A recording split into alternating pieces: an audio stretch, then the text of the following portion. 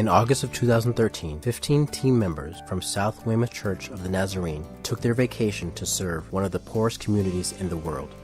This is their story. I have, since I've been on the council, have heard from many people that they have a strong desire for our church to be involved in a work and witness trip again, knowing that our church had been in the past.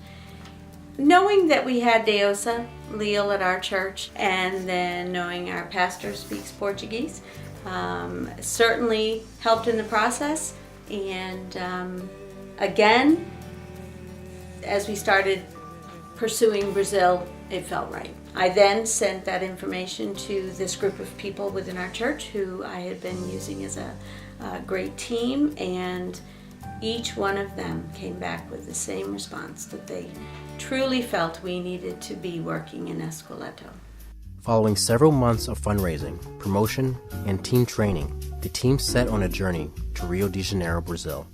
After a layover in Houston, a 10-hour flight over Central and South America took the team over the Amazon forest and landed the following day in Rio. A welcoming crew was there with a bus and a truck to take the work and witness team to their accommodations.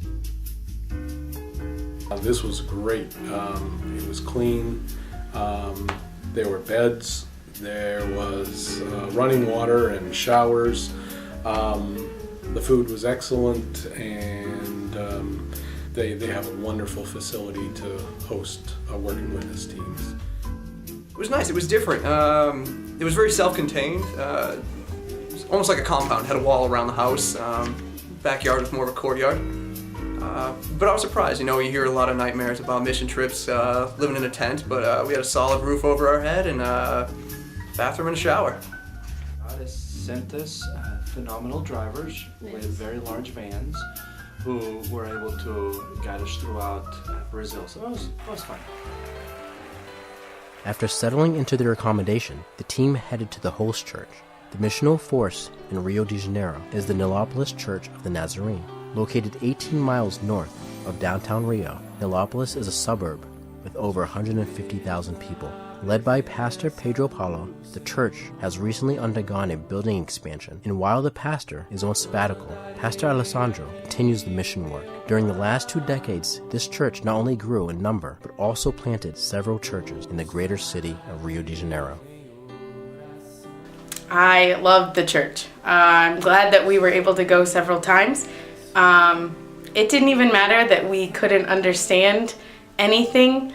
The translators were trying to keep us up to date on what the pastors were saying and what the songs meant, but honestly it didn't matter.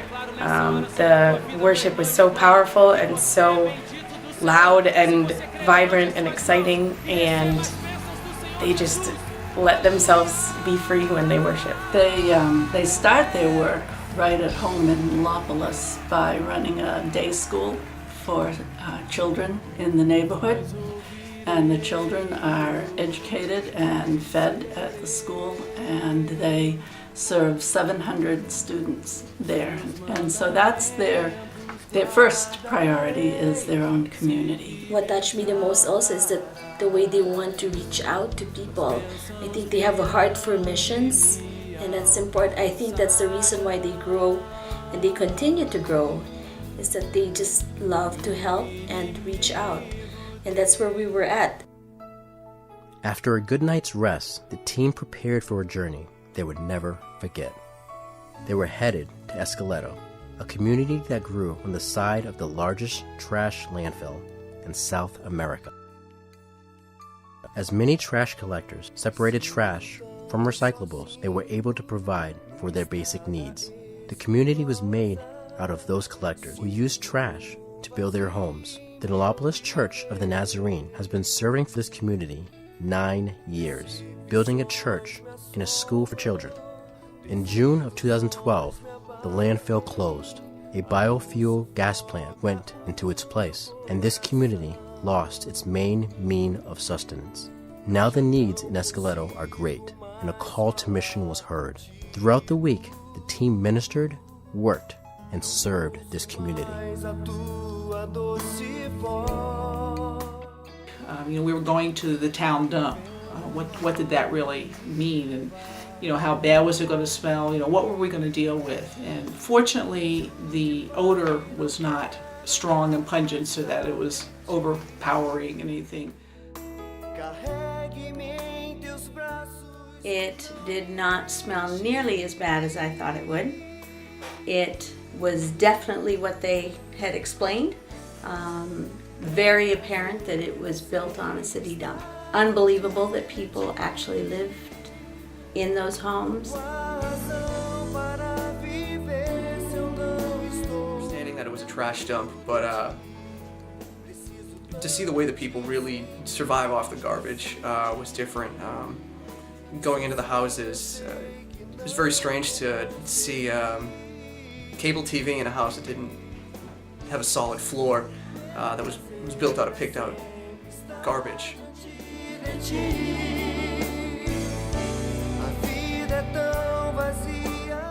Well, the work itself, painting, moving the rocks, chipping cement and putting up walls and tile and so forth. There was a lot of stuff to do, and it was fun to interact with the men that were the Brazilian pastors and other workers.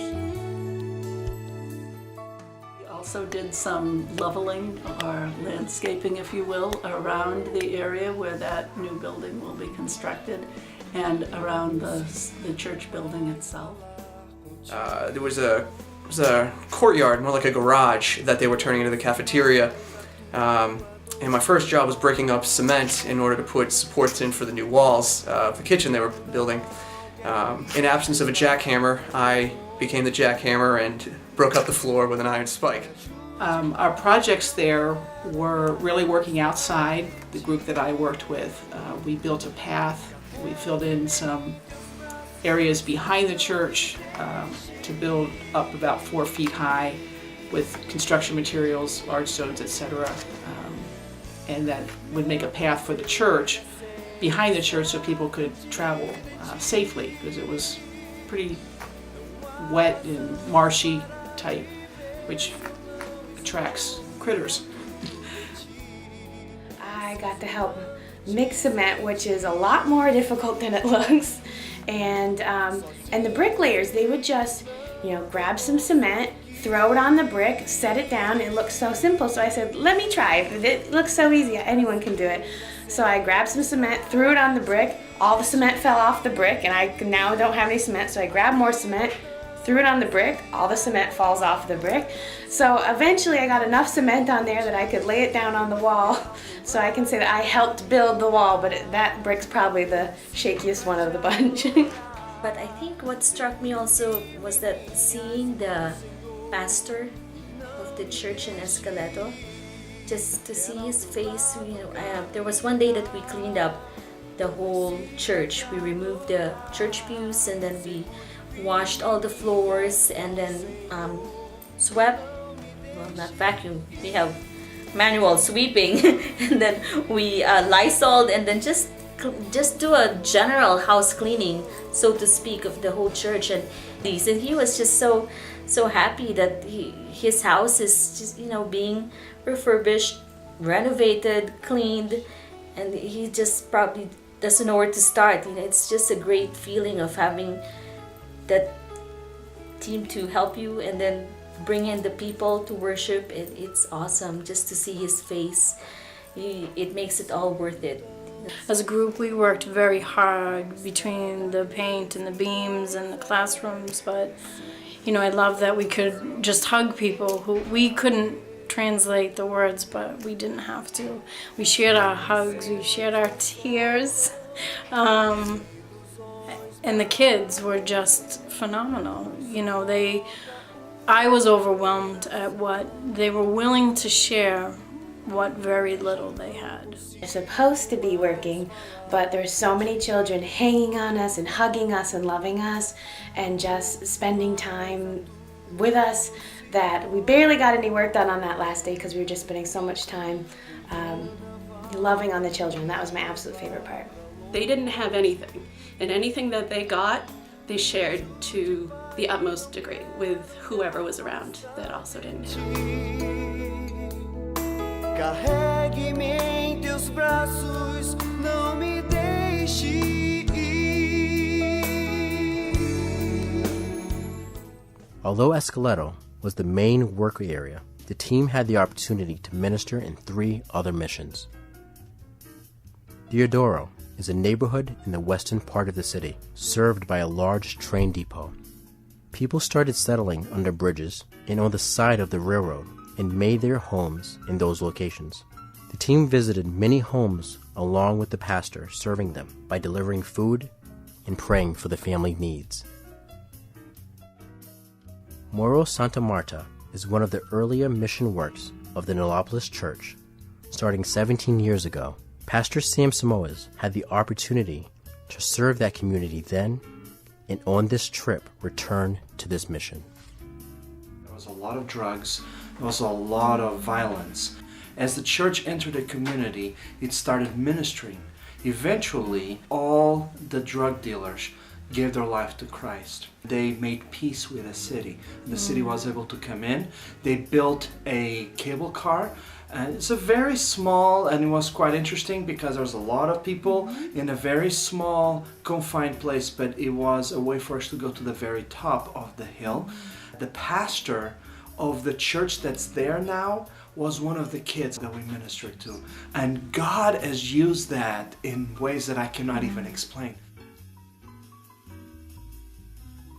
On the last full day in Brazil, the team had the opportunity to visit an orphanage in Nova Iguaçu. An elderly couple, Wilson and Eunice, devoted themselves to building an orphanage after the death of one of their children. Within the last few years, they adopted or are in the process of adopting 28 children. They have a school for impoverished children and a sewing business for their mothers, giving them jobs. While they receive assistance for the school, they do not receive any assistance for the orphanage. The team ministered through their care and left blessed and changed.